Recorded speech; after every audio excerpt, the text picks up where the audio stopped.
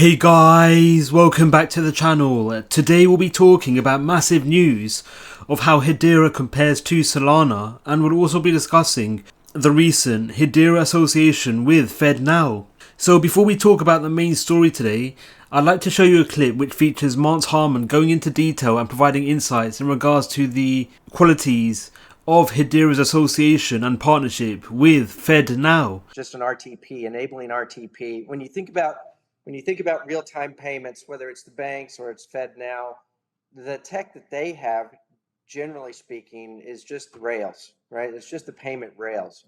But when it comes to all of the additional technology that has to be built on top to create a solution that makes it possible for merchants to be sending payments to each other, the user interface and all of the additional trappings of a solution that are on top of just transferring tokens from one account to another account. That's the value that Drop provides. And my understanding is that they started talking to FedNow back in March, and so it's moved very quickly. The announcement by FedNow, I think, perhaps was a little bit unexpected that it was dropping today. And so of course, there's a lot of excitement about it. What does it mean? It means that there is now further validation that the market really does care about real-time payments. There's still a long way to go in terms of rolling the whole solution out and achieving the adoption that we all hope will be achieved. But it's not years away. It's being rolled out through the end of the year, perhaps into next quarter. So with Hedera's direct association with the Federal Reserve in the FedNow initiative and protocol, it makes no surprise really, especially due to the innate qualities and benefits which puts Hedera ahead over the vast majority of other DLTs on the marketplace, and in turn the main reason as to why the likes of the Federal Reserve have turned to applications built on Hedera. So this news story all encompasses a recent YouTube video which goes into discussion surrounding how Hedera and Solana compare. So I thought I'd provide my own commentary regarding how Hedera and Solana compare and what this means for both networks. So this video is based on a number of tweets provided by Danny Eid on Twitter, where he provided a thread of tweets which goes into some depth about how Hedera and Solana compare in regards to their intrinsic qualities and capabilities, most notably TPS, throughput, cost effectiveness, networks, and the respective networks' eco-friendly nature. So firstly, I'd like to talk about the throughput comparison between Hedera and Solana. So Danny Eid initially pointed and hinted to the innate qualities attached to Hedera, especially Hedera's throttle TPS capability, where Hedera's throttle TPS capability is typically limited to 10,000 transactions per second. However, when sharding mechanisms are induced to the overarching Hedera network, TPS can reach over 100,000 transactions per second. And this is quite significant, where the high TPS provided by sharding mechanisms on Hedera makes Hedera, if not the fastest, or one of the fastest DLT networks on the marketplace. So how does this compare to Solana? So at the moment, Solana claims that its overarching network can process and validate over 10,000 transactions per second as we speak. However, Danny Eid actually hinted to whether this estimation is correct or not, where he stated how this value could be dispelled, most notably due to only 10% of transactions being real, where the rest of the specific transactions are wasted in bandwidth, gossip, votes. So technically speaking, with only 10% of transactions able to reach 10,000 transactions per second, and these transactions aren't necessarily based on real transactions on the overarching Solana network. This means in reality Solana's real throughput is around 5,000 transactions per second. So this is coupled with a comparison surrounding the cost effectiveness surrounding both Solana and Hedera. So if we look at Solana's network, the fees attached to the Solana network is very unpredictable and fluctuates. This is due to the price of fees on the overarching Solana network based on the amount of traffic occurring on the Solana network at a given time.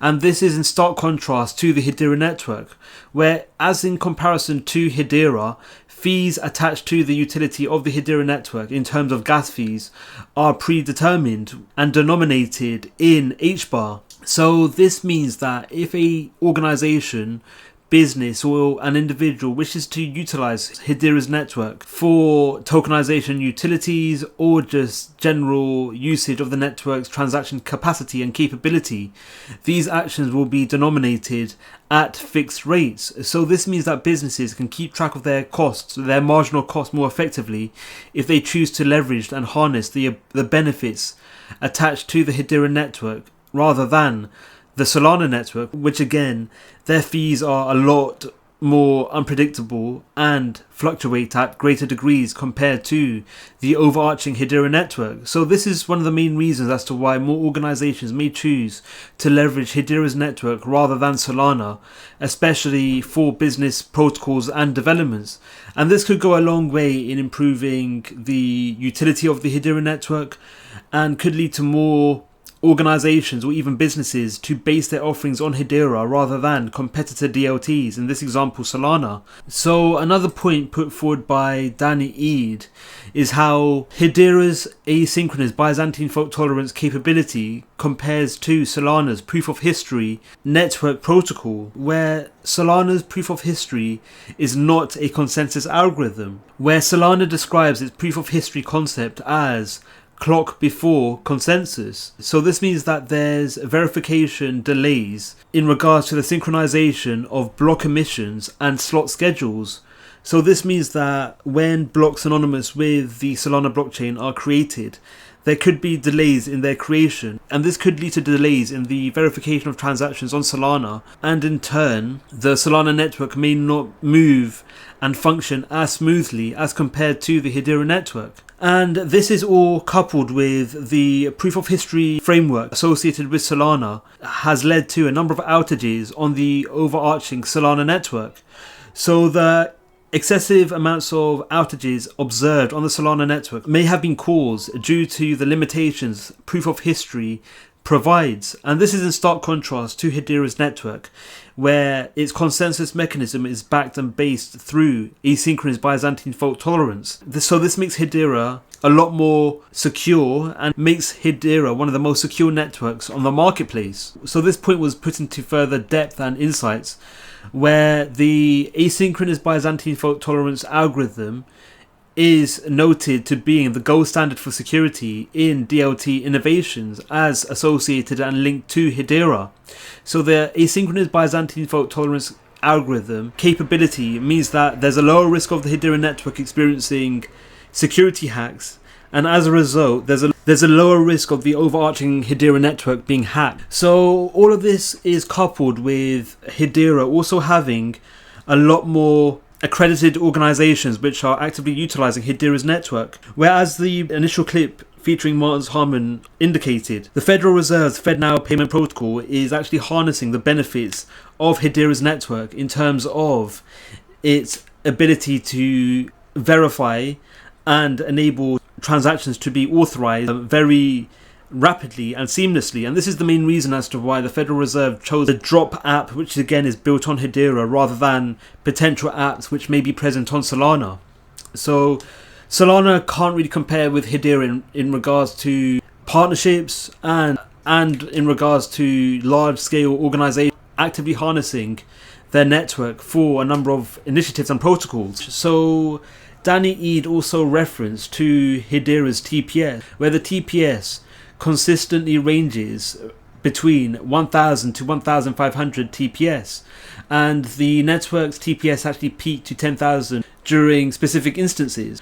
And this is in contrast to Solana, where the Solana network, despite the network and creators stating that the Solana network can potentially reach transactions at around 50,000, the network has only ever reached a TPS peak of 4,500. So another point that indicates how Hedera's network is a lot more attractive and ideal for instances surrounding the validation of transactions and the authorization of payments. So another point put forward by Danny E is the high percentage of transactions which are related to MEV spam and bot activity. So this references to how a lot of the transactions synonymous with Solana are not genuine transactions. So it indicates how transactions are quite limited on Solana, and the use cases surrounding Solana aren't as broad in range as compared to the likes of other networks, including Hedera in this example.